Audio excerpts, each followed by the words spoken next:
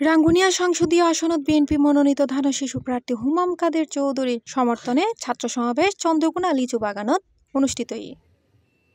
শৃঙ্খলা ফিরিয়ে আনার জন্য আপনাদের যে ভূমিকা সেই ভূমিকা পালন করতে হবে। চন্দ্রকোনা কদমতলী ইউনিয়ন ছাত্রদলের উদ্যোগে আয়োজিত সমাবেশত সভাপতিত্ব করে ইউনিয়ন ছাত্রদলের সভাপতি সাজ্জাদ হোসেন কোকা। প্রধান অতিথি আছেন উত্তর জেলা ছাত্রদলের সাবেক ভারপ্রাপ্ত সভাপতি বিপি আনসুর উদ্দিন। বিশেষ অতিথি আছেন উপজেলা যুবদলের সিনিয়র যুগ্ম আহ্বায়ক মাকসুদুল হক চৌধুরী, যুগ্ম আহ্বায়ক পারভেজ মোশাররফ, জিএস শোয়েব কাদের, মোহাম্মদ আইয়ুব, উত্তর জেলা ছাত্রদলের সাবেক সহসভাপতি ফারুকুল ইসলাম, উপজেলা ছাত্রদলের সিনিয়র যুগ্ম আহ্বায়ক গাজী নাজিম উদ্দিন, পৌরসভা যুবদলের যুগ্ম আহ্বায়ক শাহিদুল ইসলাম ইফাক, পৌরসভা ছাত্রদলের সিনিয়র যুগ্ম আহ্বায়ক তাহানিয়াস মুর্শেদ তোহা সহ আরো বহু। আমার সাহস এবং সাধ্য যতটুকু ছিল আমি সর্বকর্মে আমি আমার ব্যক্তিগত পক্ষ থেকে আমার ইউনিয়ন ছাত্র দলের সকল ভাইদেরকে নিয়ে আমি আমার দলের কার্যক্রম চালিয়ে গিয়েছিলাম।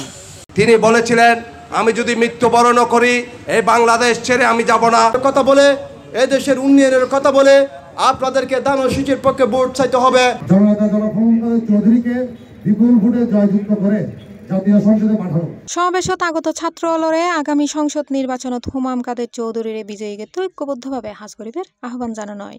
পাশাপাশি সাবেক প্রধানমন্ত্রী এবং বিএনপি চেয়ারপারসন বেগম খালেদা জিয়ার রোগমুক্তি কামনা করা হয়। সি+ টিভি, চট্টগ্রাম।